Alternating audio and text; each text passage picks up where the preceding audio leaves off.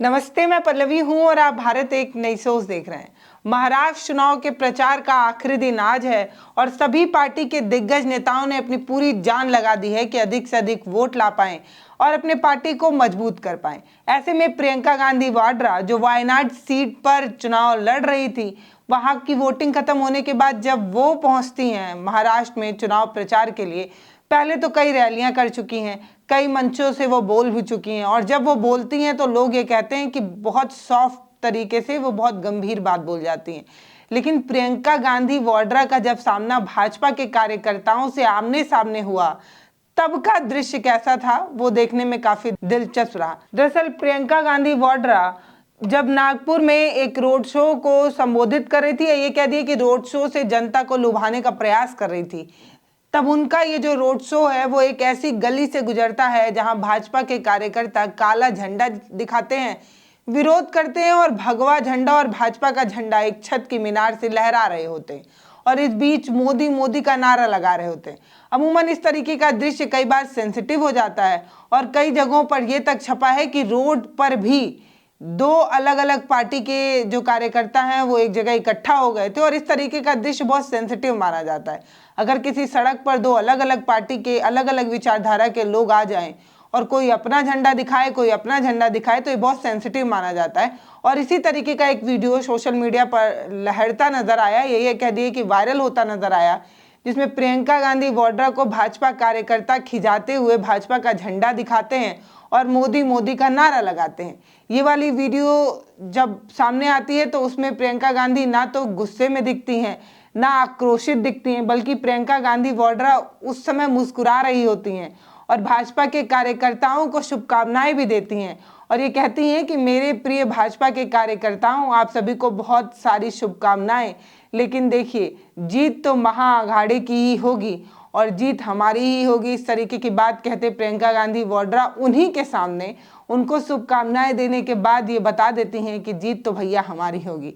इस तरीके का वीडियो सोशल मीडिया पे बहुत वायरल हुआ। पहले वीडियो देखिए। साथियों को बहुत बहुत शुभकामनाएं चुनाव के लिए।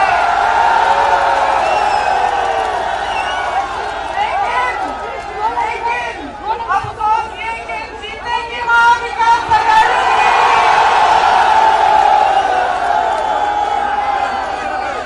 महाविकास आघाड़ी की महाराष्ट्र की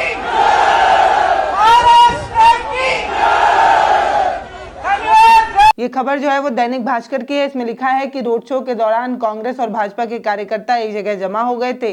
इसके बाद माहौल काफी बदल गया था। भाजपा कार्यकर्ता एक इमारत से पार्टी का झंडा लहराना शुरू कर दिया और नारा लगाने लगे। इस दृश्य को देखकर प्रियंका गांधी के चेहरे पर मुस्कुराहट आ गई और प्रियंका गांधी ने मुस्कुराते हुए भाजपा कार्यकर्ताओं को शुभकामनाएं भी दे दी। उन्होंने कहा, भाजपा के दोस्तों, चुनाव के लिए आपको शुभकामनाएं, लेकिन जीत तो महाविकास आघाड़ी की ही होगी। हालांकि उन्होंने ये कहा कि राज्य में जीत तो महाविकास आघाड़ी की ही होगी। इस तरीके की बात प्रियंका गांधी वाड्रा कहती हैं। उन भाजपा कार्यकर्ताओं के मुंह पर पहले उन्हें शुभकामनाएं देकर इस तरीके की बात जो वो कहती हैं, उसके बाद वो नारा भी लगवाती हैं। उसके बाद वो महाराष्ट्र की जय, महाविकास आघाड़ी की जय, इस तरीके का नारा लगाकर एक बात तो साफ कर देती हैं कि चुनाव में आप एक तरीके का गेम खेल रहे होते हैं जिसमें जीत किसी की भी हो, लेकिन आपका अपना व्यक्तित्व कैसा है ये अमूमन मायने रखता है। सोच कर देखिए कि ऐसे सेंसिटिव समय में जब एक रोड पर दो अलग अलग पार्टी के कार्यकर्ता इकट्ठा हो जाते, नारेबाजी करने लगते, जिंदाबाद मुर्दाबाद चिल्लाने लगते, तो ऐसे समय में अमूमन जो उम्मीदवार होता है या जो स्टार प्रचारक होता है वो चुनाव प्रचार को रोककर आगे बढ़ जाता है या कई बार चुनाव प्रचार थम भी जाता है। लेकिन प्रियंका गांधी वाड्रा ने इतने लाइट तरीके से इस चीज़ को हैंडल किया, ये उनके एक तरीके के समझदारी को लोग उसकी तारीफ कर रहे हैं कि कितनी समझदारी से प्रियंका गांधी जो है वो मुस्कुराकर इतने सेंसिटिव मैटर को भी जो है कितनी आसानी से झेल लिया। इसी वीडियो को सुप्रिया सिन्हा शेयर करके कहती हैं कि गढ़ में घुसकर ललकारना इसे कहते हैं, नागपुर में गर्जी @प्रियंका गांधी। उसके बाद कहती हैं, आरएसएस और भाजपा वालों को शुभकामनाएं, लेकिन जीतेगी महाविकास आघाड़ी ही। इस तरीके की बात ये लिखकर और वो पोस्ट करती हैं। इस तरीके से उन्होंने ना सिर्फ कांग्रेस का नाम लिया, ना सिर्फ ये कहा कि कांग्रेस के गठबंधन, उन्होंने जो अपने गठबंधन का नाम दिया था महाविकास अघाड़ी, इसका नाम देकर उन्होंने अपने जो यूनिटी है उसको भी दिखाया।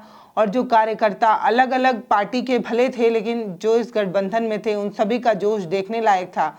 और जब प्रियंका गांधी वाड्रा ने ये कहा कि जीतेगी महाविकास अघाड़ी ही, तो उन कार्यकर्ताओं के जोश में एक तरीके का आप कहिए कि दुगना जो है वो चार्ज होते वो नजर आए थे। और यही काम एक नेता के रूप में होता भी है कि आप अपने जितने भी सोल्जर्स हैं या जितने भी कार्यकर्ता हैं उनको आप मोटिवेट कर पाएं, उनसे अधिक जो है वो काम ले पाएं, जिससे पार्टी मजबूत हो पाए।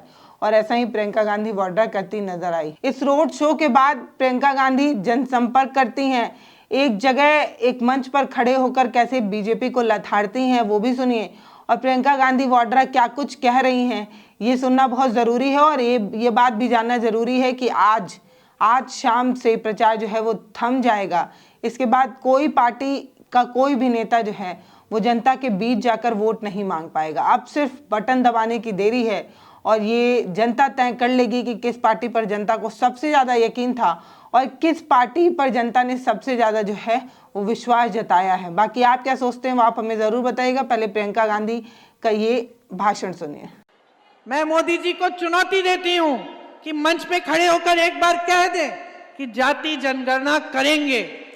एक बार कह दें कि ये जो 50% की सीमा है आरक्षण की वो हटा देंगे। हिम्मत करें। मेरे भाई का एक मंत्र है, डरो मत। मोदी जी डरिए मत, हिम्मत करिए, कह दीजिए कि आपकी सच्चाई क्या है, कि आप डरते हैं इस बात से कि आपने देखा कि जाति जनगणना के लिए कितना समर्थन था इस देश में कि आप चुनाव हारते हारते निकल आए, डर गए, इसीलिए आज आप ये बातें कर रहे हैं। वरना 10 सालों में आपने क्या किया है इसके बारे में देखिए। बहनों और भाइयों, बहुत समय हो गया है कि ये जो झूठी राजनीति है इसकी परंपरा चल रही है देश में। 11 सालों से आप देख रहे हैं, लगभग 11 साल होने वाले हैं, और 2.5 सालों से आपने यहां महाराष्ट्र में देखा, जो अपने आप को कहते हैं कि वो पाक हैं, कि भ्रष्ट नहीं है और सारी दुनिया भ्रष्ट है, उन्होंने क्या किया? उन्होंने आपकी बनी बनाई सरकार चुराई। आपने सरकार चुनी थी, अपने वोट की शक्ति से सरकार बनी थी, और मोदी जी और उनके लोगों ने घूस दे देकर, हजारों करोड़ रुपए दे देकर वो सरकार हटाई, सरकार बदली और एक नई सरकार बनाई। और आज सारी बातें बाहर निकल रही हैं कि उन चर्चाओं में भी अडानी जी बैठे थे। तो ये सरकारें बन किस लिए रही हैं? ये आपकी भलाई के लिए बन रही हैं कि इनके बिजनेस की भलाई के लिए बन रहे हैं? ये आपकी भलाई और आपके भविष्य के लिए बन रही हैं, या खुद ये नेता अपने भविष्य को सुरक्षित रखने के लिए, सत्ता अपने हाथों में रखने के लिए, अपनी कुर्सियों के लिए बना रहे हैं? इनकी बातों में गहराई नहीं है, सिर्फ नारेबाजी है। बड़े बड़े नारे देते हैं। एक है तो सेफ है। सेफ अंग्रेजी का शब्द है, इसके 2 मायने होते हैं अंग्रेजी में। एक तो होता है सेफ जो सुरक्षित होता है, दूसरा होता है सेफ जो तिजोरी होती है। और पूरा देश जानता है मोदी जी कि आपके राज में एक ही सेफ है, अडानी जी, और वही अडानी जी आपकी तिजोरी भी रखते हैं। इनके राज में ना किसान सुरक्षित है, ना मजदूर सुरक्षित है, ना मेरी बहनें सुरक्षित हैं, ना यहाँ के उद्योग सुरक्षित हैं। क्या सुरक्षित है? सिर्फ खोखले नारे देते हैं, चुनाव के समय आ जाते हैं, बड़ी बड़ी बातें करते हैं, चुनाव के बाद कुछ होता नहीं है।